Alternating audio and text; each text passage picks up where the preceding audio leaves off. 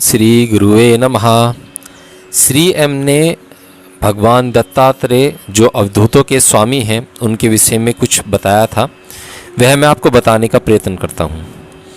कुछ और कहने से पहले दत्तात्रेय के बारे में कुछ महत्वपूर्ण बातें बताना बहुत ही आवश्यक लगता है।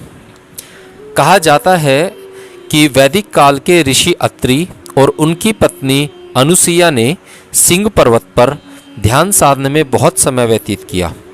ऋषि अत्रि की वंश वृद्धि की चाह न होने के कारण उनके कोई संतान नहीं हुई, परंतु केवल अत्रि ही महायोगी और ऋषि नहीं थे। उनकी पत्नी अनुसुईया भी उतनी ही प्रबल योगिनी थी। उनके आशीर्वाद के लिए लोगों का तांता लगा रहता था। कहानी कुछ इस तरह है। ब्रह्मा, विष्णु और महेश की महान त्रिमूर्ति तीन युवा कुमारों के बीच में अनुसुईया को आशीर्वाद देने पहुँचे। अनुसुईया को इन तीनों मोहक दिव्य कुमारों से ममता हो गई और उनकी इच्छा का मान रखते हुए इन तीनों ने कुछ दिन और वहीं रहना स्वीकार कर लिया। इस दौरान ममत्व के वशीभूत अनुसुईया के हृदय में यह इच्छा उत्पन्न हो गई कि वे इन तीनों को गर्भ में धारण करें और वास्तव में उनकी माता कहलाएं। तीनों उनकी भक्ति और निष्ठा से इतने प्रसन्न थे कि वे एकाकार होकर उनके गर्भ में प्रवेश कर गए। इस प्रकार दत्तात्रेय का जन्म हुआ और वे इन तीनों भगवानों का सम्मिलित स्वरूप माने गए। सबसे महत्वपूर्ण बात यह है कि दत्तात्रेय अवधूतों के संरक्षक देवता माने जाते हैं और कहा जाता है कि वो आज भी जीवित हैं। अवधूत ऐसे महान ऋषियों, संतों और योगियों को कहा जाता है जो उस परम तत्व में इतने डूब जाते हैं कि उन्हें सामाजिक व्यवहार के किसी नियम या परंपरा की कोई परवाह नहीं होती। सामाजिक कायदों की परवाह किए बिना बहुतों को पूरी तरह नग्न अवस्था में घूमते देखा जाता है। दत्तात्रेय का नाम पूरे भारत में सबसे ज़्यादा महाराष्ट्र में गहरी भक्ति का भाव पैदा करता है। वे शायद वहाँ के सबसे लोकप्रिय भगवान हैं। उनका चित्रण अधिकतर एक घुमक्कड़ तपस्वी के रूप में किया जाता है, जिनके पीछे एक गाय और इधर उधर काले रंग के कुत्ते दिखाई देते हैं। कई जगह वे तीन सिर वाले भगवान के रूप में गाय और गली के कुत्तों के साथ भी चित्रित किए जाते हैं। उनके तीन सिर ब्रह्मा, विष्णु, महेश के प्रतीक हैं। कहा जाता है कि दत्तात्रेय ने एक महत्वपूर्ण दार्शनिक ग्रंथ अवधूत गीता को प्रतिपादित किया था। इसी से पूर्व अद्वैतवाद की शुरुआत मानी जाती है। यह विचारणीय है कि दत्तात्रेय का नाम अथर्ववेद और प्राचीनतम ग्रंथ में भी अंकित है। अतः इस नाम के बीच को बाद की खोज नहीं माना जा सकता, जैसा कि कुछ लोग मानते हैं। हालांकि श्रीपाद वल्लभ द्वारा चलाया गया दत्तात्रेय अभियान 1320 से 1350 में ही शुरू हुआ, अतः वह काफ़ी नया है। परंतु इस अभियान के भक्ति भाव को देखते हुए कहा जा सकता है कि दत्तात्रेय महाराष्ट्र के सर्वोच्च देवता हैं। स्वामी नरसिंह स्वामी को श्रीपाद वल्लभ के बाद दत्तात्रेय का तीसरा अवतार माना जाता है। कहा जाता है कि उनका जीवन काल 1380 से 1459 तक था। संक्षेप में मैं उनके बारे में बताता हूँ। वे महाराष्ट्र के वर्धा क्षेत्र के करंजानगर में एक सच्चे धर्मनिष्ठ ब्राह्मण दंपत्ति अंबा और माधव के घर जन्मे। कहा जाता है कि जब शिशु नरसिंह सरस्वती रोते थे तो ऐसा लगता था जैसे ओम मंत्र का जाप कर रहे हों। उनके माता पिता का मानना था कि स्वयं भगवान ने उनके यहाँ पुत्र के रूप में जन्म लिया है, अतः उन्होंने उसका नाम नरहरि रख दिया। नरहरि का अर्थ है जो मनुष्य के पापों को, कर्म को हर ले। 6 वर्ष की आयु तक वे कुछ नहीं बोले तो गांव वालों ने मान लिया कि बालक गूंगा है। वह बालक केवल ओम शब्द ही बोलता था। जब वह 7 वर्ष का हुआ तो उसका उपनयन संस्कार किया जाना था और उसके लिए उन्हें गायत्री मंत्र का जाप भी करना था। गांव वाले सब हैरान थे कि गूंगा बालक गायत्री मंत्र का जाप कैसे करेगा, परंतु उसके माता पिता ने उसे संस्कारित करने का निर्णय ले लिया था। जनेऊ पहनने एवं कान में गायत्री मंत्र के पढ़ते ही बालक ने वेद मंत्रों के उच्चारण से सबको चकित कर दिया। उसके पश्चात उसने तीर्थ यात्रा पर जाने का निर्णय लिया, परंतु उसकी माता चाहती थी कि एक और संतान की प्राप्ति होने पर नरहरि वहीं रहे। अतः नरहरि ने अपना जाना तब तक के लिए स्थगित कर दिया। 1 वर्ष बाद उसकी माँ के जुड़वा पुत्र हुए। तब उसने माँ से वाराणसी जाने की आज्ञा मांगी। वहाँ उनका परिचय एक वृद्ध सन्यासी कृष्ण सरस्वती से हुआ। उनके सुझाव पर उन्हें सन्यास की प्राचीन 10 नामी परंपरा में दीक्षित किया गया और श्री नरसिंह सरस्वती नाम दिया गया। गेरू कपड़ों में दर्शनामियों की डंडी हाथ में लिए हुए वे फिर से यात्रा के लिए निकल पड़े। कहा जाता है कि वहाँ से उन्होंने प्रयाग की ओर प्रस्थान किया और उसके पश्चात अपने जन्म स्थान लौटे। वहाँ उन्होंने अपनी माता को आध्यात्मिक रहस्यों की दीक्षा दी और अपनी यात्रा पर आगे बढ़ गए। गोदावरी नदी के किनारे चलते चलते वे कृष्णा नदी तक पहुँच गए और फिर वहाँ से कृष्णा नदी और पंचगंगा नदी के संगम पर जा पहुँचे। वहाँ घना जंगल था जिसमें तरह तरह के पेड़ थे।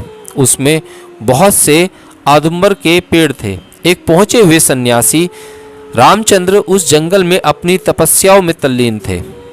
अपनी अंतर्दृष्टि से उन्होंने देखा कि एक संत उस जंगल में आने वाले हैं और वे श्री नरसिंह सरस्वती की प्रतीक्षा करने लगे।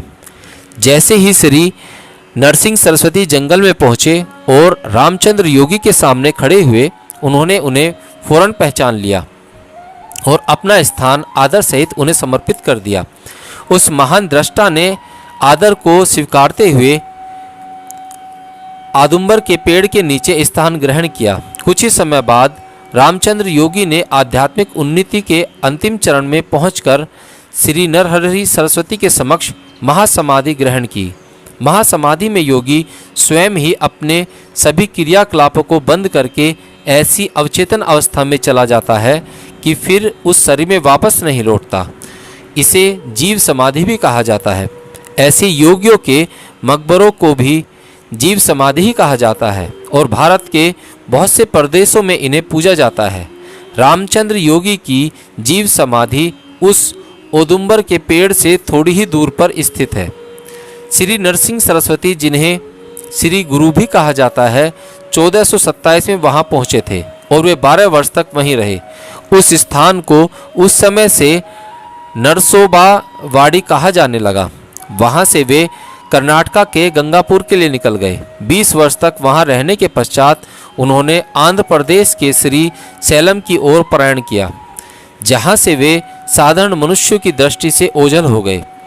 अब सुनिए उन पादिकाओं की कहानी जिसे हजारों लोग रोज पूछते हैं। नरसोबा बाड़ी से करीब 6 किलोमीटर दूर अलस में एक देष्टा ब्राह्मण रहता था जिसका नाम था बहिराम भट्ट जेरे। वह और उसकी पत्नी दोनों ही बेहद नेक व गरीब थे। उनके कोई संतान नहीं थी और वे अत्यंत सादा जीवन व्यतीत करते थे। बहिराम भट्ट आसपास के गांवों में धार्मिक अनुष्ठान कराने जाते और वहां के लोगों को पढ़ाते भी थे। एक दिन जब वे कृष्णा नदी के पूर्वी तट पर चले जा रहे थे तो रास्ते में उन्हें एक तपस्वी मिला। उसके चेहरे से तेज फूट रहा था और वह औदुंबर के पेड़ के नीचे उसी स्थान पर बैठा था जहां पर आज पादुकाएं हैं। ऐसा कहा जाता है कि ग्रेनाइट के पत्थर पर वे चरण पादुकाएं श्री नरसिम्हा सरस्वती की हैं। वह ब्राह्मण नदी पार कर उस तपस्वी के सामने दंडवत प्रणाम में लेट गया। स्वामी ने उसे आशीर्वाद दिया और बोले, नारायण नारायण। भट्ट प्रणाम करके आगे अपने काम के लिए सिरोली गांव को चल दिए। वापसी में फिर वे दंडवत करने आ गए। यह सिलसिला कई दिन तक चला। एक दिन शाम को सिरोली गांव से लौटते हुए भट्ट ने स्वामी के पास जाकर हमेशा की तरह दंडवत किया। अंधेरा हो रहा था, इसलिए वे घर लौटने की जल्दी में थे, परंतु स्वामी ने उन्हें इशारे से वहीं बैठने को कहा। कुछ देर बाद वे फिर से दंडवत करके खड़े हो गए। स्वामी ने उनसे कहा कि अंधेरा हो गया है, अतः वह ब्राह्मण अपनी संध्या की पूजा अर्चना वहीं संपन्न कर ले। फिर स्वामी ने उसे सांत्वना दी कि सब ठीक होगा और उसे अपनी पत्नी की चिंता करने की कोई आवश्यकता नहीं है, रात यहीं बिताओ। स्वामी बोले, कल चले जाना। अगली सुबह उन्होंने ब्राह्मण को सुझाव दिया कि वह घर जाकर अपनी पत्नी से बात करे और फिर हमेशा के लिए औदुंबर के जंगल में ही बस जाए। स्वामी ने उसे बताया कि जिस आसन पर उन्होंने वर्षों तक ध्यान किया है वही दत्तात्रेय के पांवों के निशान अपने आप उस पत्थर की सिल्ली पर अवतरित हो जाएंगे। ब्राह्मण और उनकी पत्नी को वहीं रहकर उन पादिकाओं की रोज पूजा करनी होगी।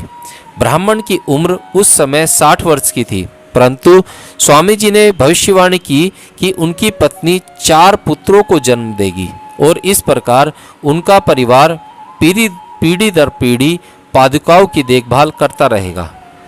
बहिराम भट्ट और उनकी पत्नी औदुंबर वन में रहने लगे और पादुकाओं की पूजा करने लगे, जो स्वामी जी के कहे अनुसार ठीक उसी प्रकार अवतरित हो गई थी। इस प्रकार पादुकाओं की पूजा अर्चना की व्यवस्था सुनिश्चित करने के बाद श्री नरसिंह सरस्वती कर्नाटक राज्य के गंगापुर चले गए, जहां वे 20 वर्षों तक रहे। उसके बाद वे आंध्र प्रदेश के श्री सैलम मंदिर के पास कदली वन में जाकर विलुप्त हो गए। जिन पुजारियों पर आज पादुकाओं की पूजा अर्चना की जिम्मेदारी है वे स्वयं को बहिराम भट्ट के ही वंशज कहते हैं। अगर आपको याद हो तो अपनी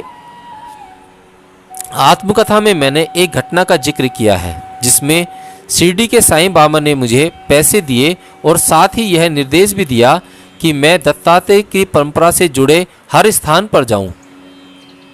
तब मैं जिन स्थानों पर गया उनमें से एक नरसोबावाड़ी भी था।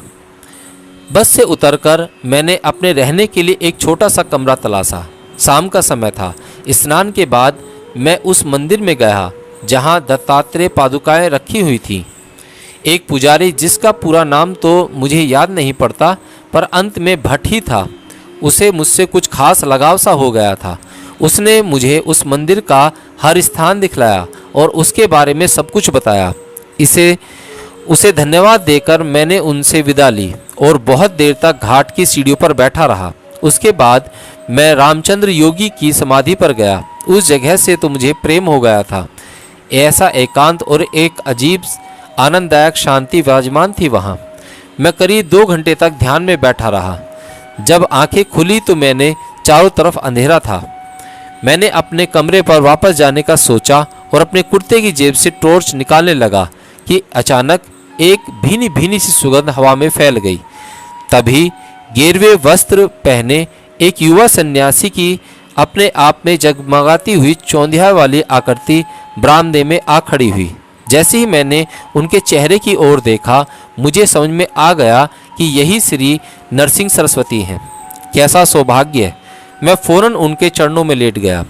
अपने दोनों हाथ आशीर्वाद की मुद्रा में मेरे सिर पर रखते हुए वे साफ हिंदी में बड़ी प्यारी आवाज़ में बोले, साईं ने मुझे देखने के लिए तुम्हें यहाँ भेजा। हर संत का मूल दत्तात्रेय है। बहुत जन्मों पूर्व जब मैं गिरनार में था तुम मेरे पास आए थे। तब तुम एक घुमंतु साधु थे, मोक्ष प्राप्त करने को कटिबद्ध। तुमने 3 घंटे मेरे साथ अपनी साधना और पिछले जन्मों के बारे में विचार विमर्श किया था।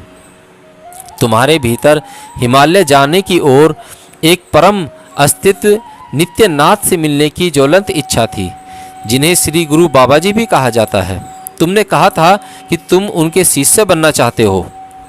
मैंने उन्हें बताया था कि इस जन्म में तो यह संभव नहीं होगा, पर अगले वर्ष तुम नर्मदा नदी में बाढ़ आने पर डूबकर मर जाओगे। उसके बाद तुम एक रूढ़िवादी परिवार में पैदा होगे। उसके सदस्य 3 पीढ़ियों से बाबा जी के शिष्य रह चुके होंगे। इस तरह उनके शिष्य बनकर तुम्हारी यह इच्छा पूरी होगी। तब मैंने तुम्हें दत्ता मंत्र से दीक्षित किया था। दिगंबरा दिगंबरा श्रीपाद वल्लभ दिगंबरा। क्या तुम्हें यह याद है? जी स्वामी जी, मुझे यह मंत्र याद है, मैंने कहा। बहुत बढ़िया। तो फिर बाढ़ आई और तुम उसमें डूब गए। फिर तुम्हारा जन्म एक गढ़वाली ब्राह्मण परिवार में बद्रीनाथ के निकट पाडुकेश्वर में हुआ। बाबा जी तुम्हें बचपन में ही ले गए थे और तुमने उन्हें उन्नति भी की, पर तुम्हें उनसे बिछड़ना पड़ा और तुम्हें उसका कारण भी ज्ञात है। काफ़ी वर्षों पश्चात तुम्हारा जन्म श्री पद्मनाभ स्वामी के निवास स्थान त्रिवेंद्रम में हुआ। तब बाबा जी के शिष्य महेंद्रनाथ को तुम्हें लाने के लिए भेजा गया। बाकी की कहानी तो तुम जानते ही हो। आंध्र प्रदेश के पीतापुरम में मैं ही श्री पाद वल्लभ के रूप में अवतरित हुआ था। वहाँ जाने से पहले 2 दिन यहीं रुको। जब तक तुम यहाँ हो दत्तात्रेय मंत्र का जितना अधिक जाप कर सकते हो करो। अब मैं चलता हूँ। जिस रहस्यमय ढंग से वे आए थे उसी तरह से चले गए। मैं वापस कमरे पर आया और सो गया। बस की लंबी यात्रा से बहुत थक गया था। 2 दिन में वही नरसोबाड़ी में रहा और फिर पीतापुरम की ओर चल दिया। हरिओम।